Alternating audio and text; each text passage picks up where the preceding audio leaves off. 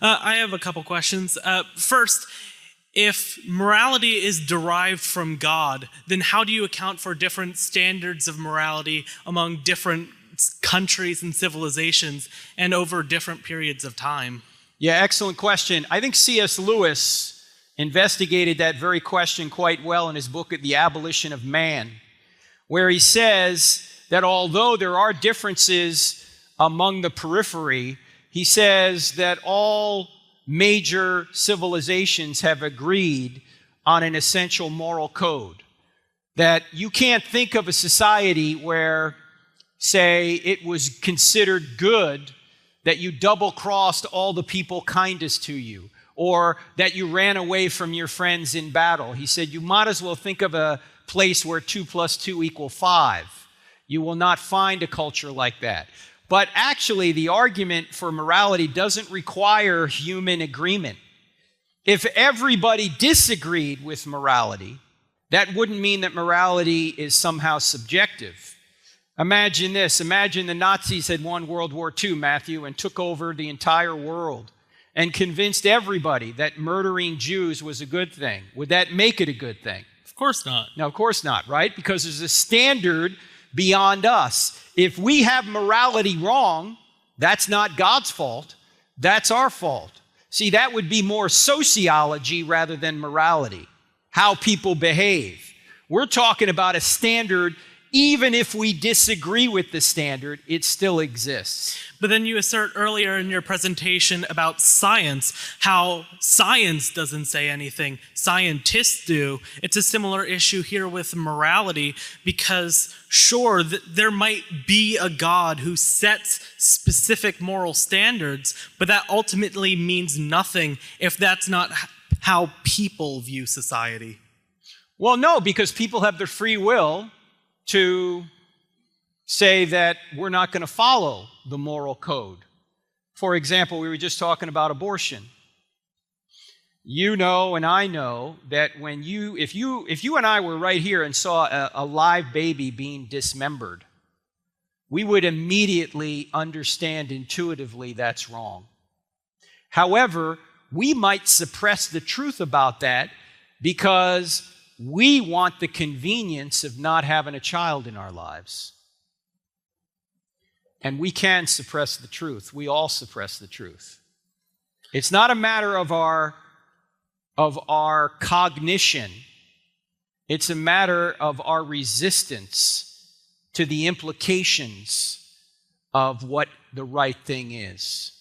We understand dismembering babies is wrong, but we may suppress that so we can have the convenience of getting someone out of our lives we don't want in our lives. But again, sure, we may have that objective standard of morality set by a God, but that doesn't mean anything here on earth if that's not how we live and that's not how we view morality. That's still what's more relevant to us. For example, you bring up the Nazis repeatedly, how without a God setting morality, then we can't prove that the Nazis were evil.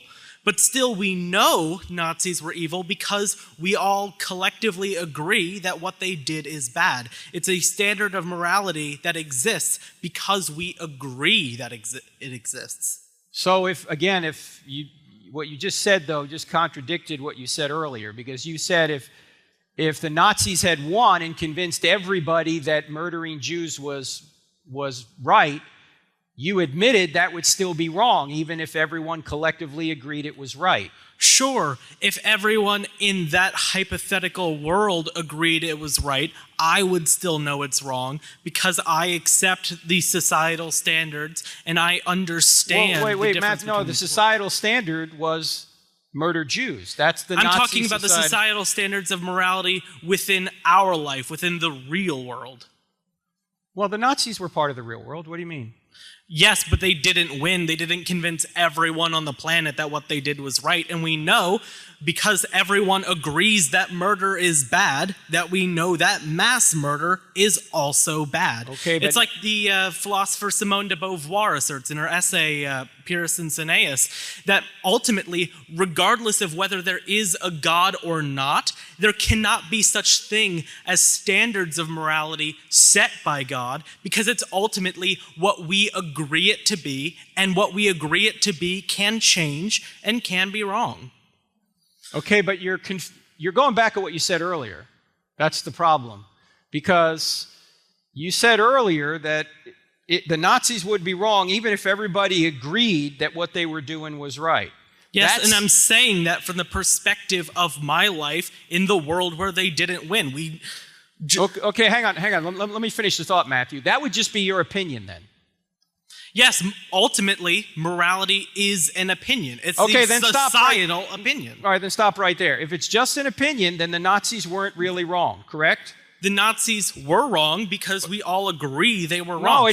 There was also millennia in history when people agreed that slavery was right. Yet, looking back on those times, we don't today agree that slavery was right. Okay. We know it was wrong because the societal let's stay on the standard Nazis for just a changed. second, Matthew. Let's just stay on the Nazis for just a second, okay? So you're saying that the Nazis weren't really wrong because the standard is just human opinion. And so if everybody, all humanity decides murdering Jews is right, you're going to say that's okay, correct?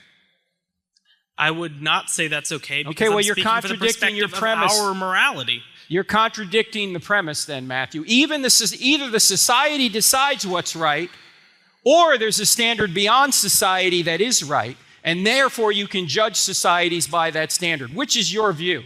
Yet ultimately, we can't judge societies by that standard because we can't possibly know that standard in this life. Even drawing morality from the Bible, we have fundamental disagreements on the interpretation of different passages, such as hang on, Matthew. We can't go down a rabbit trail here.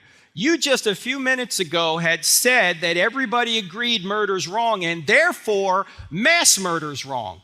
But now you're saying that people can't agree what's right and wrong. So which is it? I'm saying we can agree. I'm saying we can't know for certain if there is a God, what that God believes to be right and wrong. We simply cannot know that in our lives. Why? Why do you say that? Because ultimately, what morality comes down to is what people agree it to be. For instance, a lot of people draw their morality from the Bible, and we agree on core issues of biblical morality, but we can still debate certain aspects of it. For instance, like when you say that homosexuality is wrong, that it's against God, yet the very passage that derives from is itself up for debate. For instance, we talk about Matt, we can't go down every one of these. We got to finish anyway. But if I gave you a book, would you read it?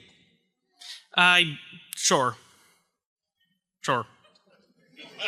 Scout's honor? You give me a book, I will read it. All right, I'm going to give you a book, and if you don't read it, you're being immoral. I would be being immoral because I'm betraying your trust. Right, and that's wrong, universally. Yes, because okay, we agree that lying is wrong. Thank you, Matthew.